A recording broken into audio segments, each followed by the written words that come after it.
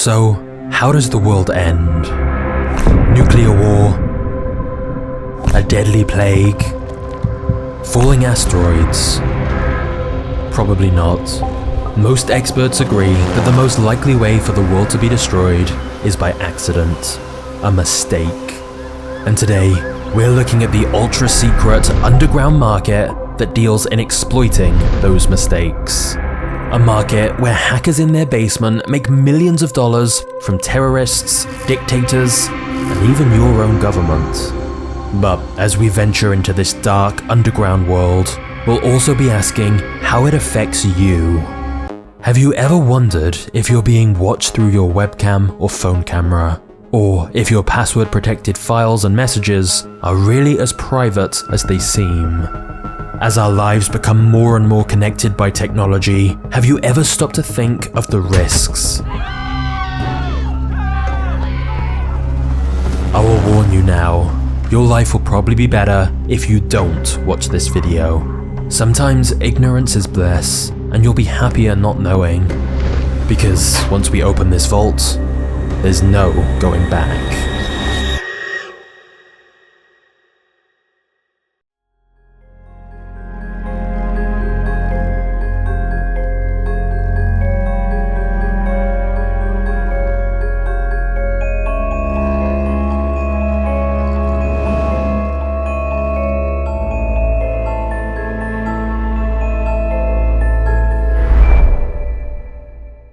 I hardly ever updated my computer. I used to hit the remind me later button over and over until eventually whoever was telling me I needed to update just gave me no choice and ran the update anyway. I'd always think, why do we need so many updates? What's even changing? If you can relate, then by the end of this video, I guarantee you'll have changed your mind about postponing updates. But let's start at the beginning. There are all kinds of secret black markets. From drugs, to organs, to weapons, there will always be illegal trades happening in the shadows. But one of the most disturbing and secretive markets is the buying and selling of zero-day exploits. Which raises our first question, what the hell is that? A zero-day, sometimes pronounced O-day, is essentially a flaw in either software or hardware for which there is no existing patch or fix. It's called a zero-day because the original developer has had 0 days to come up with a defense. They have no idea it's even there. And until the vendor learns about it and provides an update to fix it, anyone using that software or hardware is vulnerable.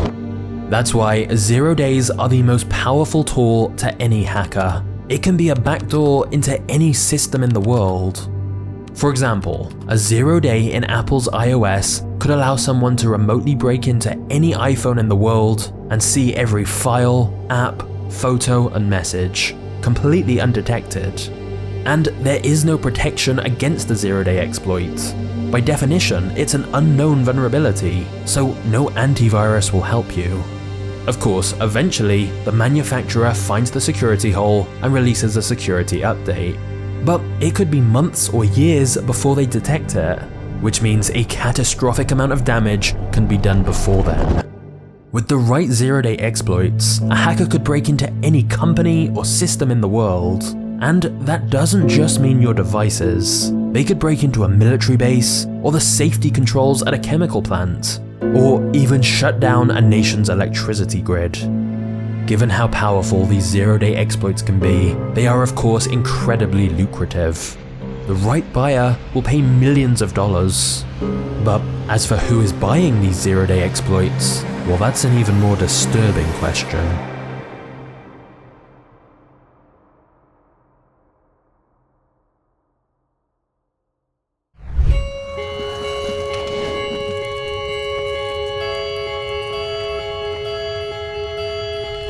It all started in the 80s and 90s when hackers would find bugs in various software.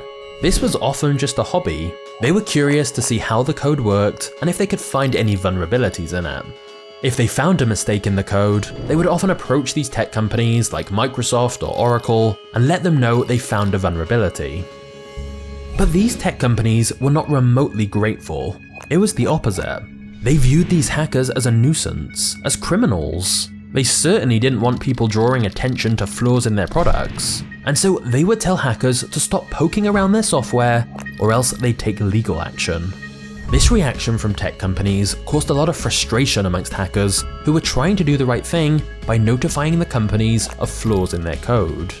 So the threats from the tech companies caused a lot of resentment, which would ultimately convert many white hat hackers to black hat.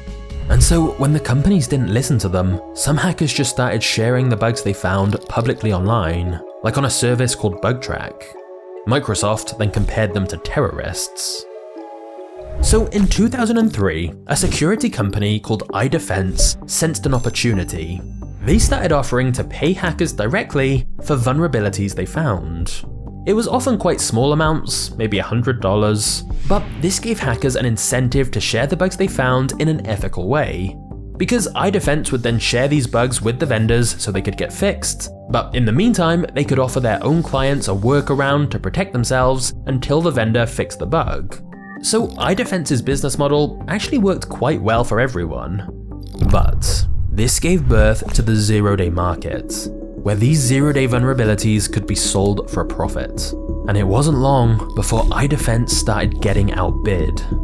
Government agency contractors and their intermediaries started reaching out to hackers on these forums and offering to pay way higher prices.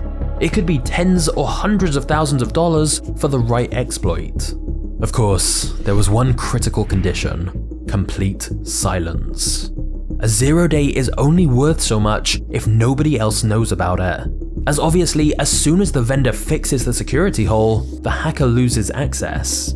So if government spies and brokers were going to shell out 6 figures for a zero-day exploit, it was crucial nobody else knew about it. The first rule of the zero-day market is you do not talk about the zero-day market. iDefense started to notice bug submissions began to drop, and some hackers started suggesting they had better options. However, since these transactions were typically done through brokers, hackers would usually have no idea who they were selling to or how the zero-day would be used. You're just dealing with a middleman. You may hope the exploit you found is being sold to your own government, who will use it to spy on terrorists and prevent harm. But in reality, it could be sold to a rogue nation state who may use it to trigger an explosion at a chemical plant and kill civilians. You have no way of knowing. That's why the zero-day sellers have been referred to as merchants of death, selling the bullets for cyber war. We know from Edward Snowden's leaks that the United States was one of the biggest players in the zero-day market. The leaked documents suggested the NSA had acquired a vast library of invisible backdoors into basically every app, server, and system you could think of, and they could break in even if a device was turned off. But essentially every country in the world is now active in the zero-day market. Initially, the main reason for hoarding these exploits was because they're the best tool for espionage. But now that we use the same software in factories, nuclear plants, power grids, and pipelines, these zero-day exploits became a new tool for cyber war. Of course, the exact same zero days that could be used against your enemies can be used against you, as most of the world is all using the same technology. And tech companies have embraced the mantra of move fast and break things. But this means as more code is hastily written, more bugs appear that can be exploited. Interestingly, tech companies have now changed their tune towards hackers. And instead of viewing them as the enemy, they've realized they're a cheap form of quality assurance. So many companies now offer their own bug bounty programs to pay hackers for finding vulnerabilities in their code. The problem is, zero-day brokers pay significantly more money, so companies are basically trusting hackers who find a bug will accept less money by giving it directly to the vendor so they can fix it, rather than selling to a zero-day broker. As an example, there is a zero-day broker who actually shares their price list publicly called Zerodium. Most brokers are very secretive about who they sell to and for how much. But Zerodium is transparent that they pay between $2 and $2.5 million for a zero-day for Android or iOS that can access a user's device fully. This is the holy grail of zero days, as it can get you into almost any device without the user even needing to click anything. So, As you can now see, there is a thriving market for zero-day exploits, as they can essentially be cyber weapons of mass destruction, and you can imagine the damage they could inflict. Except, we don't need to imagine, it's already happened.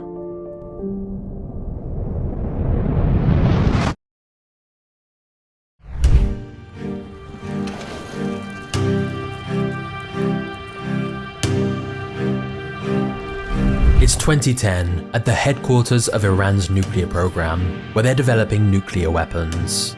Little do they know, they've been infected with a malicious computer worm, which is the most sophisticated cyber weapon the world has ever seen. It was called Stuxnet, and the attack used 4 zero-day exploits strung together. The attack began when an infected USB flash drive was plugged into a computer running Microsoft Windows. By exploiting a Microsoft zero-day vulnerability, Stuxnet was able to spread from the infected USB drive onto the computer without detection. Then, using a separate zero-day vulnerability in printers, Stuxnet was able to gain access to the facility's local network and spread across the entire plant.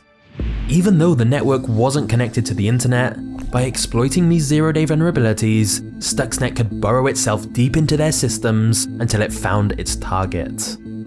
And then, Stuxnet began overloading Iran's spinning uranium centrifuges out of control, causing them to overheat and self-destruct. This computer worm was causing very real physical damage. And yet, the code was so cleverly constructed that it reported on the monitors that the centrifuges were rotating at their normal speed.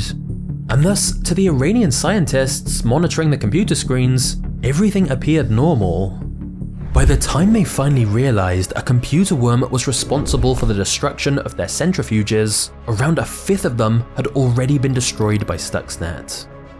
Whilst nobody ever officially confirmed responsibility for the attack, it would later be concluded by experts that Stuxnet was a joint operation between the United States and Israel. And it's estimated it set Iran's nuclear program back several years.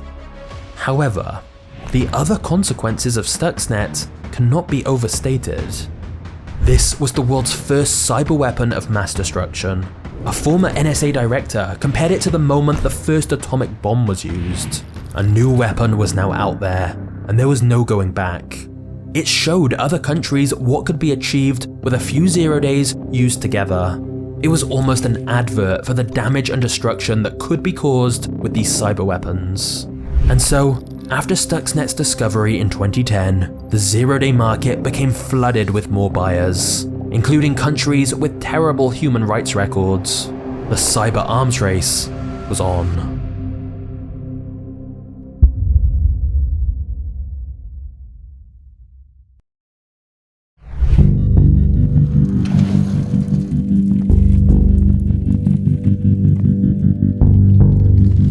It's May 12th, 2017, and panic has erupted in London. Patients are being turned away from hospitals, being told their surgeries can't go ahead. They're told that the British health system has been hacked. More specifically, many hospitals in the UK had been infected with ransomware called Wannacry. When staff opened their computers, they saw a message telling them all of their files had been encrypted. The ransom note said, "Maybe you were busy looking for a way to recover your files, but do not waste your time. Nobody can recover your files without our decryption service." And of course for that, you had to pay. A Bitcoin address was provided. There was also a timer of how long until the price increased, and if they didn't pay within a week, their important files would be lost forever. It quickly became clear this ransomware had spread all over the world at a shockingly fast speed. From Indian airlines, Chinese universities, Japanese police, to Spain's largest telecom service, hundreds of thousands of computers were encrypted with Wannacry. But here's the crucial part. Experts soon discovered why the attacks had spread so quickly. The attackers had used a stolen NSA exploit called Eternal Blue. This just demonstrated the risk of governments hoarding these zero-day vulnerabilities, and how these exploits can fall into the wrong hands and cause untold damage. In this case, the attack was traced back to the Lazarus Group, a hacker group connected to the government of North Korea. What's fascinating about ransomware is that it is a business. There are countless reports of people haggling over the price with these attackers, and some ransomware teams even offer customer service. Ultimately, their objective is to make money. And fortunately in this case, the attackers had been sloppy. They had unwittingly included a kill switch in their code, and a 22-year-old college dropout called Marcus Hutchins quickly discovered it. He realized that the Wannacry malware only executed if it couldn't connect to the kill switch domain name, which was a long string of characters. So he simply registered that domain name for $11, and because the malware could now connect to the domain, it stopped executing on new devices. Whilst it's estimated Wannacry caused up to $4 billion in damages, things could have been so much worse. And just a month later, they would be.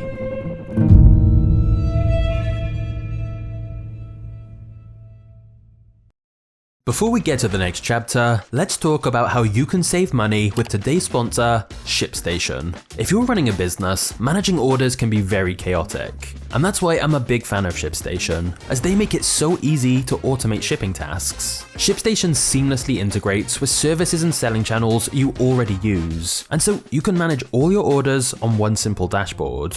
But the best part is that ShipStation is the fastest, most affordable way to ship products to your customers. You literally get discounts up to 88% off UPS, DHL Express, and USPS rates. And you also get up to 90% off FedEx rates. So basically, ShipStation can save you time, make your customers happier, and also save you money. That's why over 130,000 companies have grown their e-commerce businesses with ShipStation already. So calm the chaos of order fulfillment with the shipping software that delivers. Go to shipstation.com/magnates to sign up for your free trial. That's shipstation.com/magnates.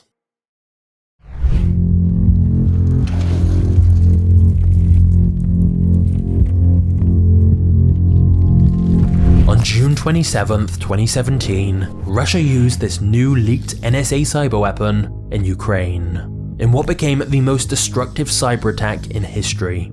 Ukrainians woke up to see black screens everywhere. They couldn't buy groceries, couldn't get money out at ATMs, couldn't get paid, and they couldn't even monitor radiation levels at Chernobyl. So they had no idea if they were safe. This single attack from Russia is estimated to have cost over $10 billion. But Russia was so deeply inside all of Ukraine's systems that they could have easily used that power for something very deadly. But instead, they were trying to send a message to Ukrainians that their government was weak and Russia was stronger and in control. They had actually done something similar 2 years earlier using a different exploit, when the Russians briefly shut off the power grid in Ukraine, plunging the country into darkness and panic. What's fascinating about these cyber attacks is that one of the reasons things weren't much worse for Ukraine is that at the time, not everything was as interconnected and automated in the country. Whereas, if you contrast that with a country like the United States, virtually everything is connected to the internet. And thus, experts have warned that as we continue to connect more devices, from our hospitals to chemical plants to pipelines to cars to light bulbs and fridges, we are essentially creating the world's largest attack surface. You may think these incidents would be more of a wake-up call. We've had one country remotely destroying another country's nuclear program. We've had hackers encrypt files around the world costing billions of dollars. We've even had a country shut off the power in another country. But the news cycle moves on, exploits continue to be hoarded, and the secretive zero-day market continues to thrive. But if you thought the zero-day market was worrying, wait until you hear about Silk Road. It's time we take a journey to the dark web and learn about the most illegal business in the world. Just click the thumbnail on screen and I'll see you there.